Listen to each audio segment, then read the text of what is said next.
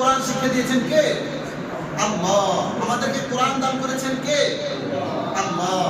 এই কোরআন অত্যন্ত দামীয় সম্পদ, অত্যন্ত দামীয়